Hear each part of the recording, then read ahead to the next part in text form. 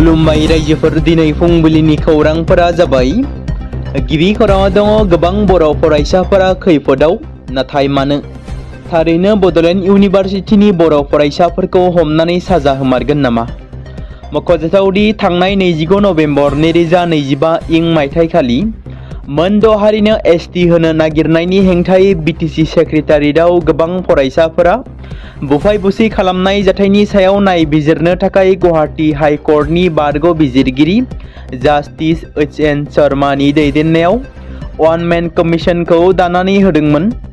गुवाहाटी गोजौ बिजिरसालिनि बारग' बिजिरगिरि एच.एन. शर्मानि दैदेननायाव 29 नभेम्बर 2025 आव क'क्राझाराव थानाय बड'लेण्ड टेरिट'रियेल काउन्सिल सेक्रेटारियेटआव जानाय जाथायनि सायाव 1952 मायथाइनि नायबिजिरनाय आयेननि सिङाव आसाम सोरखारजों दाजानाय बे आय'गा बड'लेण्ड मुलुगसोलोंसालिनि फरायसा आफादफोरनि सोमावसारनाय आरो बिटिसि सेक्रेटारियेटआव जानाय जाथायनि सायाव नायबिजिरगोन होनना बै समाव फोरमायथिदोंमोन, जेराव 5 मार्च खालारखालि फोसावनाय पाब्लिक नटिसनि बादिब्ला आय'गा सेक्रेटारिसिम हेंथा हानजा सुरनाय अजद होनाय बादिब्ला सिफायनाय, जर-जुलुम हाबसननाय आरो जाथायनि सायाव बुफाय बुसि खालामनायजों लोगोसेनो जाथायनि गासै जाथायखौ नायबिजिरगोन आरो नायबिजिरनायाव जिल्ला खुंथाय, पुलिस आरो बिटिसि बिबानगिरिफोरनि फिननायखौ नायगोन।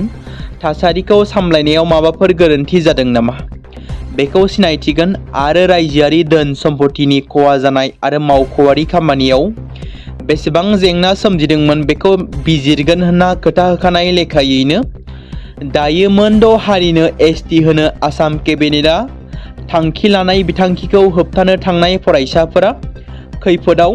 बयबो मिथिगौदि थांनाय 29 नभेम्बर खालाराव बिटिसि नेहाथारिखौ गुबुन गुबुन ट्राइबेल फरायसाफोरा गाग्लोबदोंमोन। जाथायखौ लानानै गोबां सुबुंफोरा बिनि सायाव दुखु मोननाय फोरमायनायखौबो नुनो मोनदोंमोन।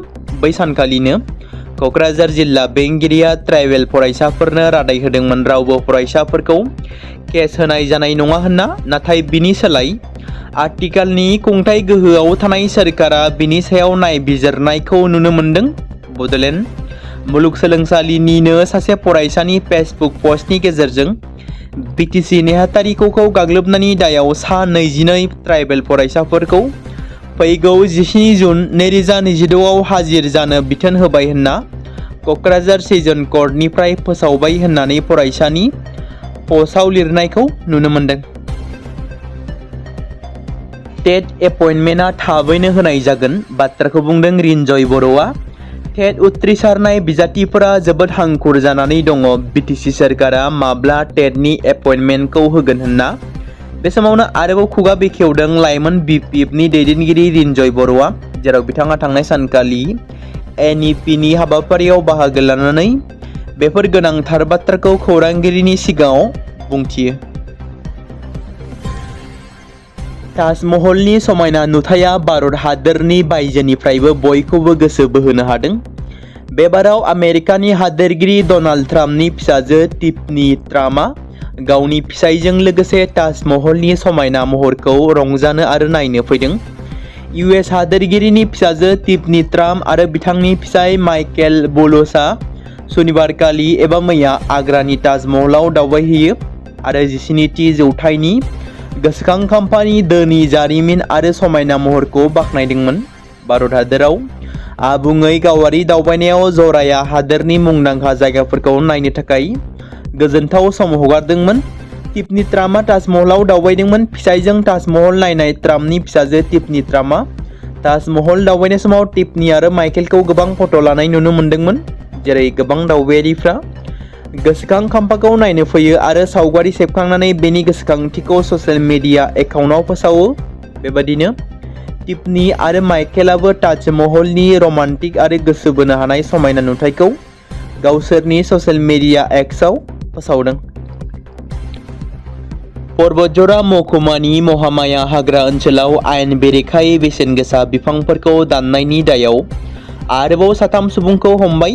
हमजानाय सुबुंफोरनि मुंखौ फारियै बाहार आली, रबियाल आली आरो फाजान आली होनना मिथिनाय जायो। मिथिनो मोननाय बायदिब्ला महामाया हाग्रा ओनसोलाव आयेन बेरेखायै बेसेन गोसा सालनि बिफांफोरखौ दाननानै दंफां जगायनायाव बिसोर थोंजों एबा खेंसालियैब्लाबो लोब्बा थानायनि अजद दंमोन। बावैसो सिगां जालाबिला बिसिडिसिनि गाहाय फोरोंगिरि आबुल शेखखौ आयेन बेरेखा दंफां जगायनायाव लोब्बा थानायनि दायाव हमनायनि उनाव बे जाथाया गोबां राजखान्थि आरो समाजारि दावराव सोमजिहोदों। बड'लेण्ड मुलुगसोलोंसालियाव NEP 2020 नि सायाव फोरोंगिरिफोरनि जथुमा लादों। मख'नो गोनांदि NEP 2020 नि सिङाव एबा 20 नि सायाव मदद मडिउल आरो फोरोंगिरिफोरनि कनक्लेभनि सायाव सानथामनि हाबाफारिजों बड'लेण्ड मुलुगसोलोंसालिनि जोहोलाव नीलेश्वर ब्रह्म अडिट'रियामाव फोरोंथाय आरो मावबादा हाबाफारिया जागायो। बड'लेण्ड मुलुगसोलोंसालि आरो सोलोंथाय बिफान BTC जों जथायै खुंफुंजानाय बे हाबाफारिनि थांखिया बाहागो लाग्राफोरखौ समर्थ मडिउलजों सिनायथि होनायजों लोगोसे हादोरारि सोलोंथाय खान्थि NEP 2020 नि गुबुन गुबुन बिथिं आरो सोलोंथायारि फसंथानफोराव बेखौ मोजाङै मावफुंनायनि सायाव सावरायनो थाखाय फोरोंगिरि, सोलोंथायारि खुंगिरि आरो स्टेटहल्डारफोरनो मोनसे प्लेटफर्म जगायनाय। सानथामनि बे जथुम्मायाव फोरोंगिरि, सोलोंथाय बिबानगिरि, सोलोंथायगिरि आरो रोंगौथि गोनां सुबुंफोरा बाहागो लागोन, जाय सोलोंथायारि फोसाबनाय, गोजौ सोलोंथायाव डिजिटेल खुंथाय गोहो बांहोनाय आरो NEP 2025 आव मख'नाय थांखिफोरखौ मोनफुंनो थाखाय मावखान्थिफोरनि सायाव सावरायनायाव बाहागो लागोन। गवालपारा जिल्ला दुलाराय बर' फरायसा आफाद, गवालपारा जिल्ला बर' थुनलाइ आफाद आरो गवालपारा जिल्ला बर' आइजो अनसाय आफादजों जथायै दुधनैआव थानाय बर' थुनलाइ आफादनि मावख'आव देग्लायनि HSLC आरो HS आनजादाव बर' बिजोंजों फरायनानै सेथि मासि लानानै उथ्रिसार जानो हानाय फरायसा बिथांमोनखौ मान बावनाय आरो बरायनाय हाबाफारियाव गाहाय आलासि महरै बाहागो लादों। मिरु दुलाराय बर' फरायसा आफादनि मानगोनां सोलोंथाइ नेहाथारि सोमावसार बसुमतारी बिथाङा हाबाफारियावनो बेखेवगिरि आलासि महरै बाहागो लानो हाबावो। गवालपारा जिल्ला बर' सुबुं हारिमु संरैखा आरो जौगाथाय आफादनि गाहाय नेहाथारि मानगोनां कनिष्क हाज'वारी बिथाङा थांखि जानाय आलासि महरै गवालपारा जिल्ला बर' थुनलाइ आफादनि बारग' नेहाथारि शुक्लदेव काक्लारि बिथाङाबो बाहागो लायो। बे हाबाफारियावनो मिरु एबसुनि फारियै लोगो बुंथिगिरि आकाश काक्लारि आरो लोगो हारिमु नेहाथारि बुद्धिराम बसुमतारी बिथांमोनाबो बाहागो लानानै हाबाफारिखौ जाफुंसार खालामो। ईदनि सानखालिनो पाकिस्तानी बलुचिस्तान हादोरसायाव मोनसे गिख्रंथाव बेफ्रुनायजों सोमावग्लुंदोंमोन, जाय जाथाया दासिमबो सावरायजादों, जेराव पाकिस्तानी खौरां बिजोङाव फोसावनाय खौरांनि बायदिब्ला उदखारिफोरनि रौनिया हानजाजों थांगासिनो थानाय रेलगारिखौ नोजोर होनानै गिख्रंथाव बमा बेफ्रुहोदोंमोन, जायनि जाहोनाव सा 24 सुबुंनि जिउ खहा जायो आरो सा 70निबो बांसिन सुबुंफोरा जोखोम जायो।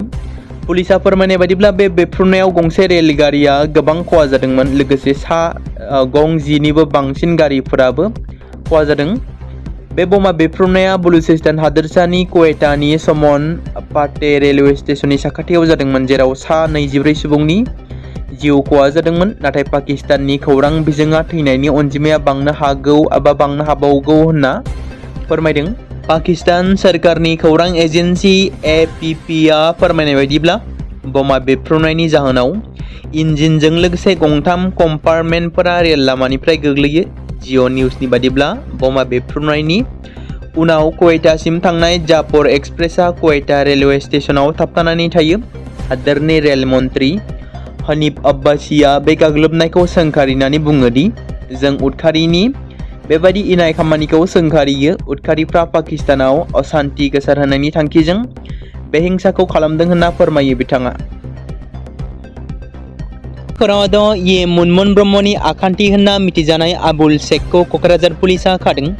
BPM मिरु आफादनि नेहाथारि, क'क्राझार जिल्लानि पर्बतजरा महकुमानि जालाबिला BCDCनि चेयारमेन BTCनि ये मुनमुन ब्रह्मनि आखान्थि होनना मिथिजानाय आबुल शेखखौ क'क्राझार पुलिसा बे समाव खाबाय होनना मिथिनो मोननाय जादों।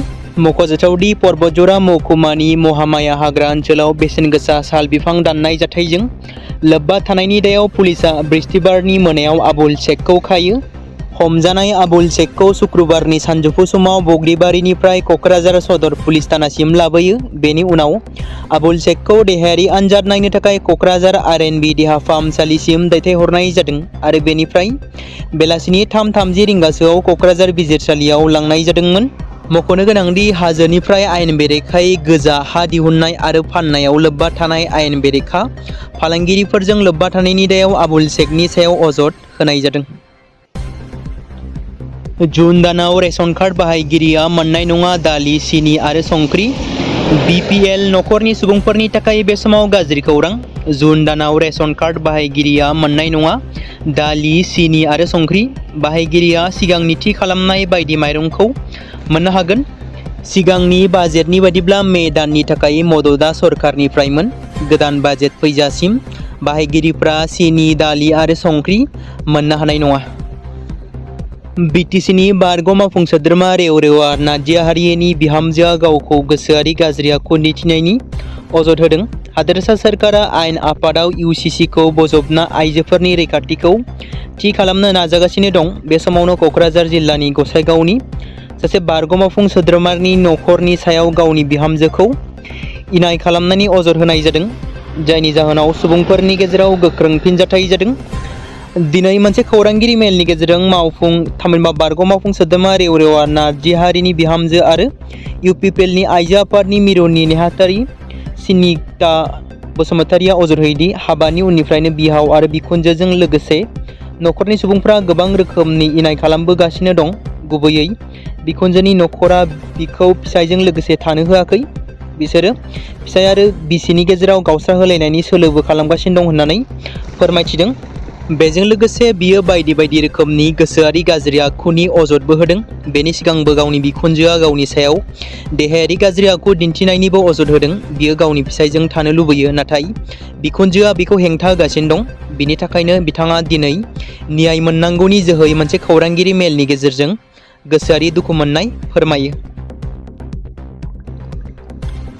आलादा बड'लेण्ड रायजोनि सोमावसारनाया फिन जागायफिननायनि लामायाव।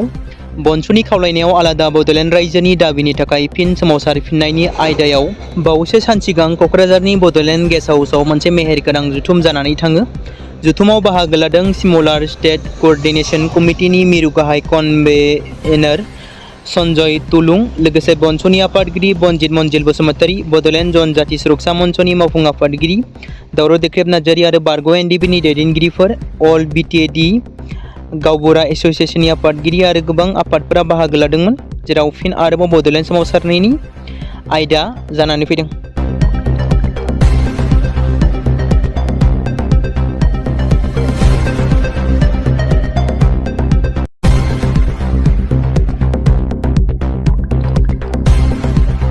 बे समाव मोनसे गोजोनथाव खौरां बाक्सा जिल्लानि बरमायाव थानाय रुरेल एकाडेमिया लानानै फैदों नोंथांमोननि थाखाय मोनसे गोजोनथाव खौरां। थांनाय SSLC आरो हायार सेकेन्डारिनि आनजादाव जाय फरायसा आरो फरायसुलिफोरा उथ्रिसारनो हायाखैमोन एबा फेल जादोंमोन, बेनि थाखाय रि-एग्जाम होफिननो गोसो गुदुं फरायसाफोरा थाबैनो बरमा सेकेन्ड गेटआव थानाय रुरेल एकाडेमियाव मुं थिसनफैनानै मेट्रिक आरो HS आनजादखौ होफिननो हागोन।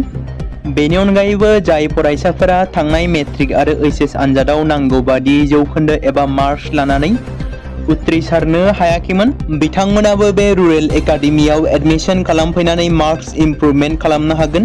स्ट्रिम हिसाबै आर्टस, साइन्स आरो कमार्सनि गासैबो फरायसाफोरा रुरेल एकाडेमियाव एडमिशन खालामनो हागोन। बेनि थाखाय थाबैनो 8761903455 नङाब्ला 87203585 जानबुं नम्बराव जगाजग खालामहरनो हागोन।